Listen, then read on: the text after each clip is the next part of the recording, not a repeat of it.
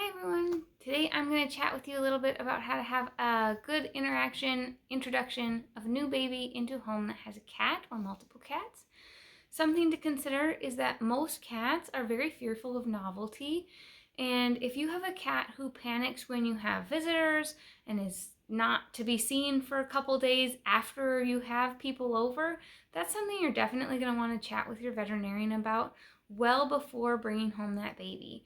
There are medications and supplements that can be super helpful in reducing stress and anxiety in cats, but most of them do take a month or two to work completely, and there isn't a dose or a particular medication that works for every cat. So it's always a good thing to get started with those things early if you have a highly prone to panicking cat. It can help your introductions go much more smoothly. If your cat is kind of just average, things scare them, but they recover very quickly. You have people over, they maybe hide right after the doorbell, but they come back out and are social. That's something that you can do a lot of training and help them through those startling sounds with some sound desensitizing training and that kind of thing, as well as some other foundational skills so that they can have a happy, comfortable interaction with the new addition. Something I do recommend for all cat households, at least to give a try during those initial stages of introduction, is to use Feel Away if you're not using it already. It is a diffuser that it has cat pheromones that are calming, and a lot of cats do very well with it, and it does help calm them with low-level stressors. So if you have a very anxious cat who's going to panic and run, it's not going to probably be enough for that cat. But if you have one that just runs and hides when the doorbell rings and then recovers quickly, a lot of times it can help with those kinds of cats in new baby introductions. Something a lot of people are worried about with cats and babies is the cat maybe curling up in the bassinet or the crib or something like that. And so a lot of times households change what doors are open and what spaces are available to the cat. And it's really important to do those things prior to bringing home the baby, so it's less of an adjustment for your cat. So if you're going to be closing that nursery room door, or you're going to be closing your bedroom door if the baby's going to be in your room for a while, you want to do those things a couple months ahead of time before bringing that baby home, so there aren't as many major changes in your cat's life all at once. It's kind of a nice gradual way to ease them into it rather than suddenly there's this now noisy, unpredictable new being in the house, and I don't have access to these spaces that I had access to before.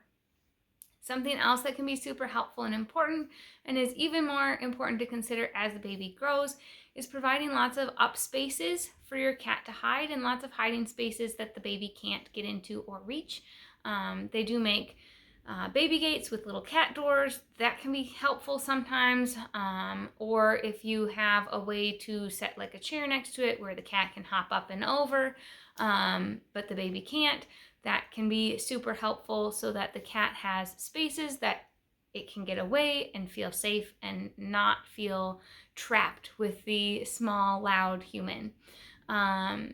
A few things that can also be helpful as far as things to teach your cat is how to play with a food puzzle so that they can be mentally stimulated even when you're exhausted. You can load their food puzzle, give it to them, and they can be entertained with that. Another thing is teaching them how to come when called, because if you are closing doors, you want to make sure the cat is on the correct side of the door. And so having a good recall for your cat where they will come when called can be super helpful for making sure you don't inadvertently lock your cat in the nursery instead of out of the nursery. So that can be a really good skill to teach your cat also. And then if you have friends with babies, you can always try having them come over, and you can gauge the reaction of your cat, as well as spend a little more time building really positive associations with new people prior to the baby coming home. So having some really tasty treats, these people come over and the best things happen, can be super helpful, as well as having various toys that you can rotate out so that your cat has things to play with while you're taking care of a little very dependent human in those initial first couple weeks for sure. There are a lot of other training things that you can do to help enrich your cat's life and help them be a little bit more confident and comfortable, and work on things that might be scary like sound phobias and that kind of thing, and work through those prior to bringing home a baby.